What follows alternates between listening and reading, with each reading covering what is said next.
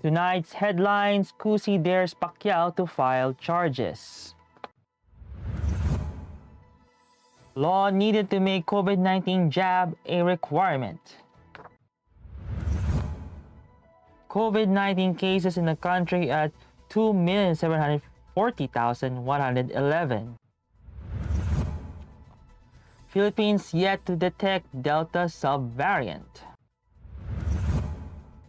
LPA spotted in Surigao del Norte. And Philippine Stocks Index rises.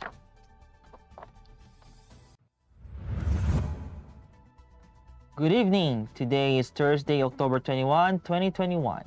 I am Miguel Paulo Tagoron and this is Tribune News on Q. Here are the stories for this evening. Energy Secretary Alfonso Cusi on Thursday urged Senator Manny Pacquiao to bring his allegations on the alleged irregularities in the independent electricity market operator of the Philippines to the proper courts. This, as the senator previously showed a video clip supporting his previous allegations against DOE on the creation of EMAP at a Senate budget hearing. Cusi explained that the EMAP was created as the previous administrations failed to establish the body in accordance to the Electric Power Industry Reform Act, and noted that due to the absence of independent body, the Philippine Electricity Market Corporation was created to manage the wholesale electricity spot market. The Energy Secretary also justified the simultaneous operations of PEMC and IMAP, saying these firms are still in transition phase, and maintained that the EMAP is not gaining profit and there is no corruption in the body, emphasizing that its directors are led by people who are not related to him by any blood.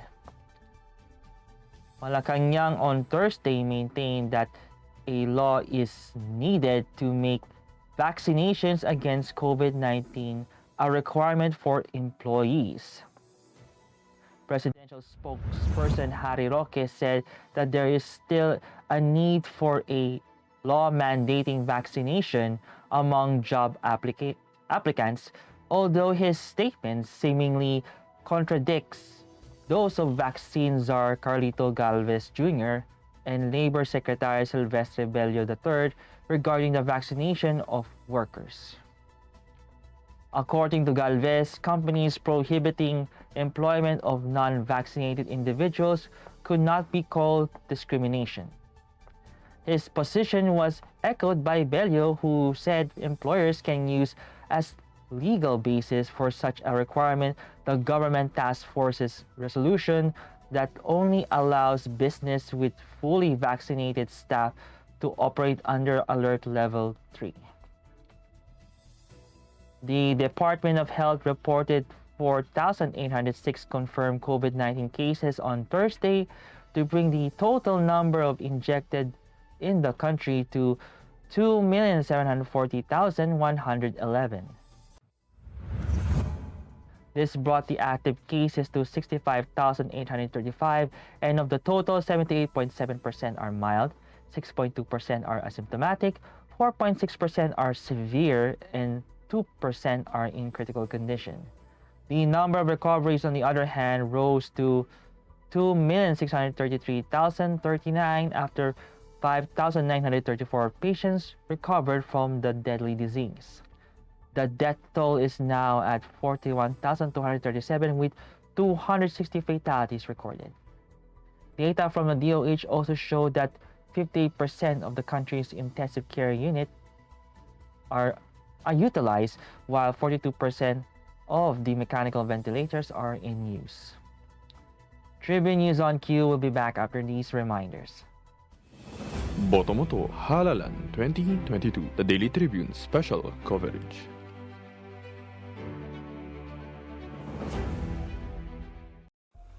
Ayon sa World Bank, tinatayang 4.8 hanggang 12.7 milyong toneladang plastic ang sumisira sa ating karagatan taon-taon. Halos 80% nito ang nanggagaling sa Asya.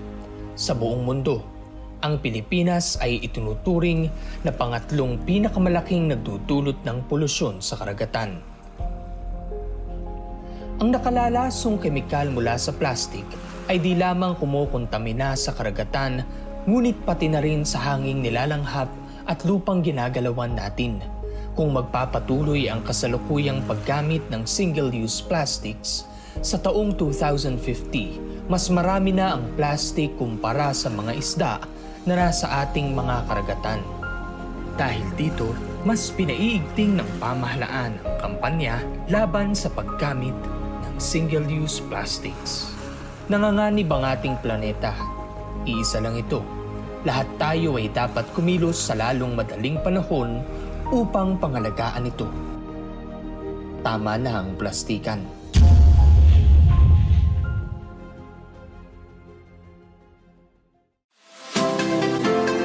Magandang araw mga katribu! Narito na ang mga makakasama nyo tuwing umaga sa programang Gising Na. Roy Pelovelo, Comfy Manalo, Atty. Lia Badillo Crisostomo, Vernon Velasco, Kim Sancha at Jerk Balagtas. Abangan ang programang Gising Na mula alas 8 hanggang alas 9 ng umaga sa Facebook page ng Daily Tribune. Ilabas ng mainit na kape at samahan kami sa inyong pag-almusal, mga katribo. Sama-sama natin alamin ang mga natatagong istorya sa mga latest na kaganapan sa loob at labas ng bansa. Simulan natin ang bawat umaga with good vibes sa mga informative and recreational segments ng aming programa. Maaari niyo rin ibahagi sa amin ang inyong opinion via Daily Tribune Facebook page at Tribune Now sa YouTube. Makichika na rin sa latest showbiz happenings, mga katribo. Kaya naman, magkita-kita po tayo mula Lunes hanggang Biyernes, alas 8 hanggang alas 9 ng umaga at magsama-sama po tayo sa Gising Na!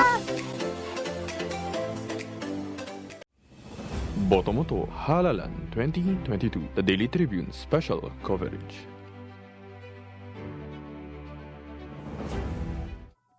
In other news, the Department of Health said Thursday that the Philippines has yet to detect cases of Delta COVID-19 subvariant or the AY4.2 subvariant, which is reported in European nations and in Israel.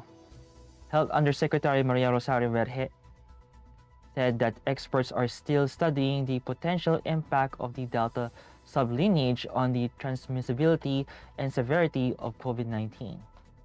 Despite this, Verge said there must still be vigilance on all COVID-19 cases, adding that each case must be isolated immediately.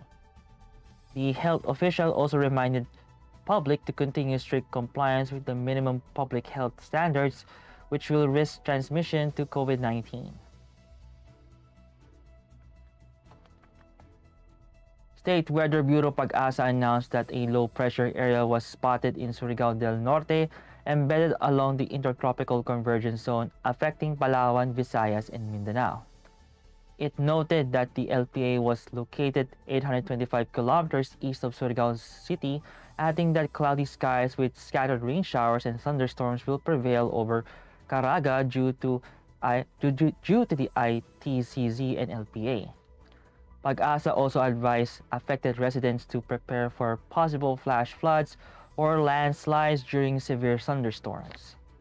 Metro Manila and the rest of the country will experience partly cloudy to cloudy skies with isolated rain showers or thunderstorms due to the ITCZ and localized thunderstorms. And in business, the Philippines main stocks index rose on Thursday, tracking U.S. counterparts, but the peso finished barely changed against the greenback. The Philippine Stock Exchange Index decreased by 14.64 points or 0.20% to 7,311.72 at the closing bell. The broader all shares inched up by 8.68 points or 0.19% to 4,474.92.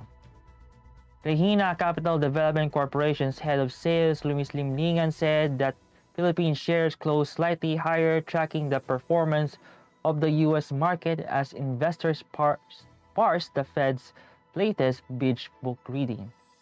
Volume totaled 1.06 billion shares, amounting to 10.15 billion pesos.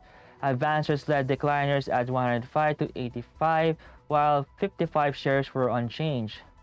The peso, on the other hand, finished the day at 50.81 to a US dollar from 50.79. That wraps up the stories tonight.